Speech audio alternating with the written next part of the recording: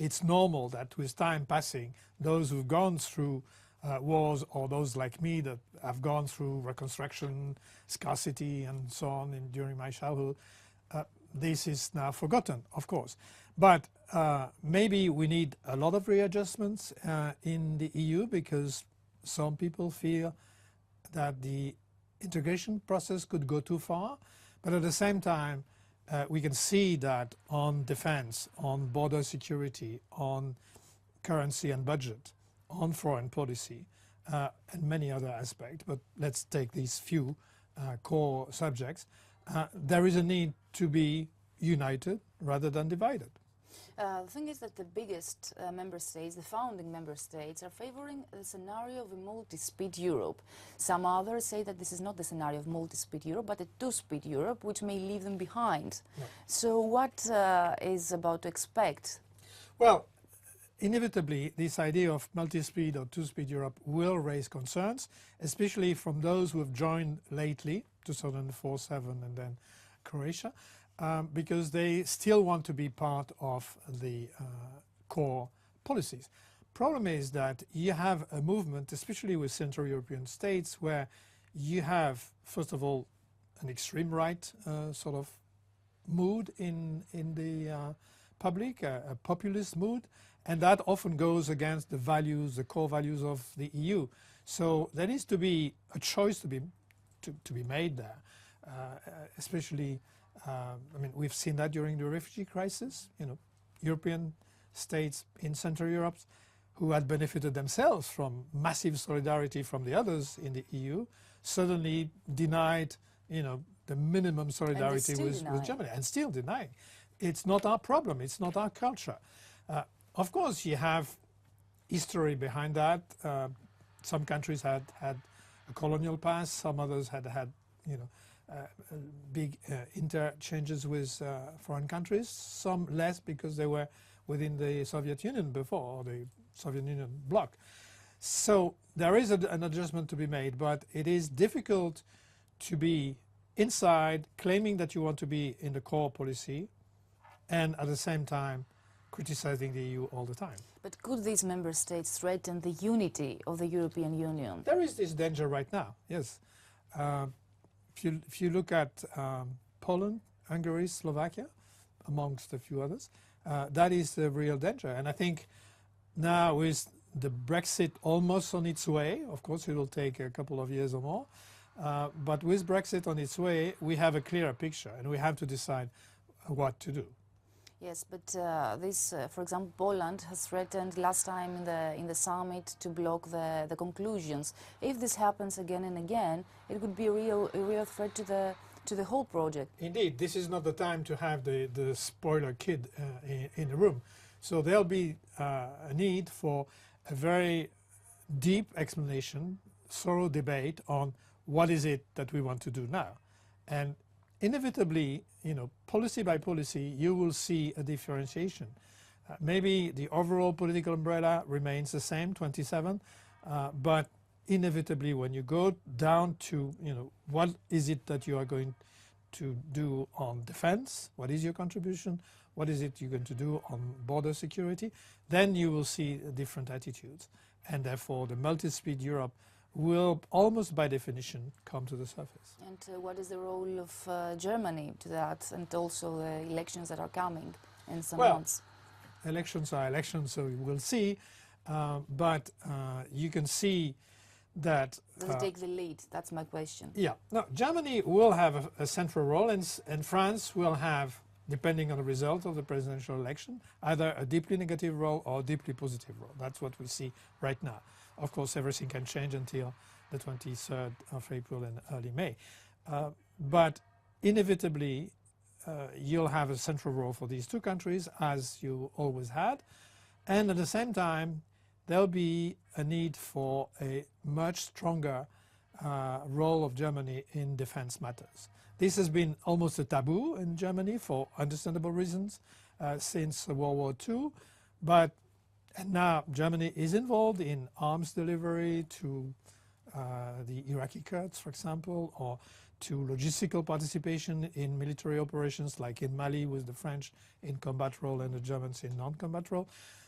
That's okay, but at a certain point, if you're talking seriously about European defense coordination, I'm not saying a single defense policy, especially at a time where the US seems to be withdrawing a bit, then you need Germany. You just mentioned the United States withdrawing a bit. Yeah. So what is the role of Trump? How Trump's victory can affect really the path that the European Union is going to take from now on?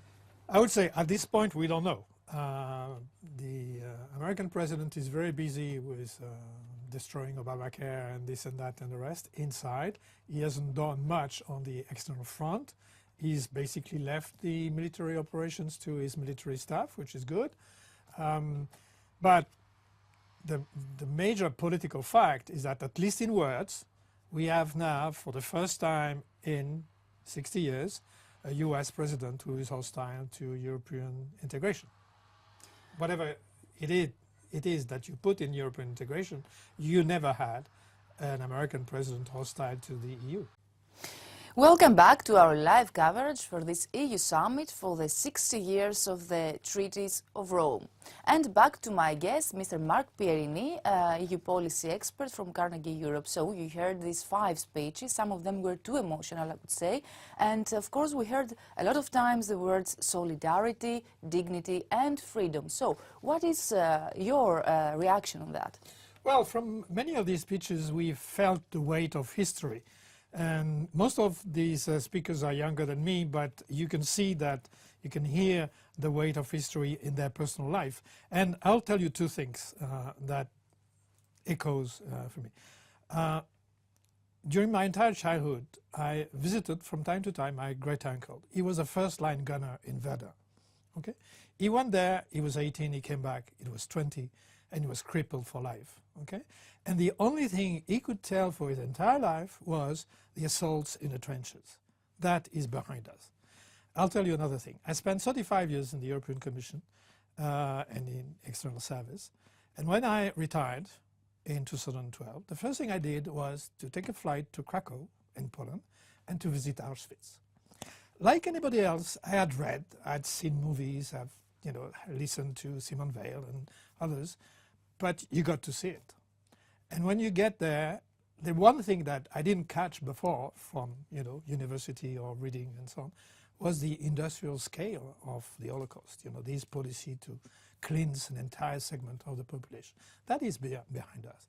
So I think they were all very right to recall these episodes and these achievements. But as Donald Tusk said, nothing is forever granted. So perhaps for my generation, for my son's generation, we thought that we would live in peace forever after.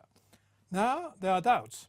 You have an aggressive Russia, you have events in the Middle East and so on. So you can see that war could perhaps come back. And I think this is perhaps the core motivation today. Yes, but as Mr. Gentiloni said, we have to regain back the trust of our citizens because something happened and this was lost. So yes, the historic perspective is very interesting and of course nothing is for granted, but something went wrong. And what went wrong? Yeah. Well, I think 2 things. One is the time phenomenon. These things are taken for granted. Even the single market or Schengen or for those concerned and the euro for those concerned are taken for granted. They're not granted. They have to be nurtured by policy decisions. So that is the first thing. Go back to the basics of the European Union and focus on the key policies that are now needed. I think that is essential. The second thing is that too often, I think, and I was part of this system for a long time, the EU has appeared as a very technocratic sort of enterprise. People would not understand. In my own family, in the southeast of France, perhaps none of my cousins ever understood what I did for 35 years. I was by accident almost involved in the liberation of the Bulgarian nurses hostage to Gaddafi at one point. And that was spectacular, that was in the news, that was very unusual for my career. And one of my cousins said, "Oh, at last, Mark, I understood what you were doing for a living." Well, that was not what I was doing. I was working on very practical things in the foreign policy field, but nobody knew. And I think there is this disconnect between what is it that the European institution, the European integration does for you, citizen, that has been a huge failure in terms of communication. Mr. Pierini, we leave this here because now we go live to Rome again to see the leaders signing the Declaration of Rome. Back to the studio, and I'm coming back to my guest, Marc Pierini from Carnegie Europe. We saw that all 27 leaders signed finally the Declaration of Rome. But one member state is missing, and as we speak a lot about history today, I would like to ask you, was the French president, Mr. Charles de Gaulle, right when back in the 50s was insisting that the UK shouldn't be a member of the European Union? Well, for a very long time, everybody thought he was wrong because he opposed twice, if I remember correctly, and finally in 73 the UK was in, and when I joined myself 3 years later, that was a reality, an everyday reality. Maybe now with Brexit, in retrospect, we can say he was right. I think Brexit is a momentous event, as Jean-Claude Juncker said a couple of days ago. This is a failure and this is a tragedy. But this is what it is. It is a vote. Probably the then Prime Minister in the UK didn't expect that the Leave camp would win, but this is what it is, and it has to be negotiated now. And the sooner the better, and the quicker that negotiation is over, the better for everybody, including the United Kingdom. Now we got to enter a new phase. Perhaps what we will see, again, as we said earlier, depending on the results of elections in France and to some extent in Germany, we will see a revival. Certainly, the moment is propitious for a revival because there are a number of policies where the UK would not have been enthusiastic, defense or foreign policy, for example. And also, you have the Trump administration, which, as we said, for the first time is hostile to the concept of European integration. So maybe this is the time. Also, we have other challenges in terms of defense, in terms of border guards, in terms of the attitude of Russia. So maybe it's a time to regroup. But the thing is that the treaties of Rome were saying that the political goal was the ever closer union, and many federalists were saying that the UK was the obstacle for this goal to be reached. So was it right, or was it an excuse because there are other interests within the bloc that are not... Well, in retrospect, you can say that the United Kingdom was never totally committed to European integration. It was committed where it was of interest to them. But maybe in the meantime the public opinion has shifted and ever closer union is not what most people want. Most people, I think, have very simple expectations. Defend us, restore dignity, and make it work. Make it work for the economy, for jobs, which is the core preoccupation of people. And when we suddenly are completely overwhelmed by something unexpected, like the refugees in 2015, do something logical about it. And that is perhaps a lesson to be drawn from 2015. Everybody knew what was coming. The Commission warned everybody in March 2015. There was a policy proposal in May on asylum and migration, but the divisions were so huge that it was brushed off the table in no time at all. And then everybody witnessed the tragedy and the mafia networks pushing all these people around, and then panic in September 2015, then the deal with Turkey, etc., etc. One could have expected that at least the humanitarian aspects in Greece, in the Balkans, could have been dealt with in a better way. When I asked my former colleagues, I said, look, we are running refugee camps in Central African Republic, in Southeast Asia. We cannot do that on a Greek island or in Macedonia or whatever. They said, no, these are different policies and so on. So we were caught off guard, and that should not have happened. I think the public's expectation is that if this is such a momentous issue that we cannot expect one single member state, Greece or Italy or Malta, whatever, to cope with it, there should be a way that the European Union will come in and in a meaningful way. And we fail to do that. Better organized now perhaps, but the thing is that there are a lot of momentous issues together at the same time. So we have Brexit, refugee crisis, Trump in the United States, a more hostile Russia, etc. So what is the biggest threat for the European Union? I think first we have to work very hard on the internal issues, currency, budget, economic policy, because this is everyday's life for 500 million plus Europeans. That's one thing. And the second is external issues. And that includes, in turn, a number of subcomponents: defense, border guards, and foreign policy.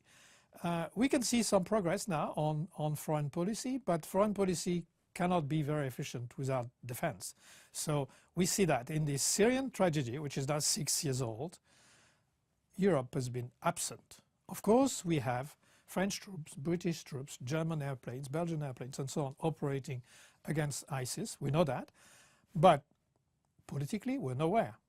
There's going to be, in a few days' time, a conference called by Federica Mogherini here in Brussels.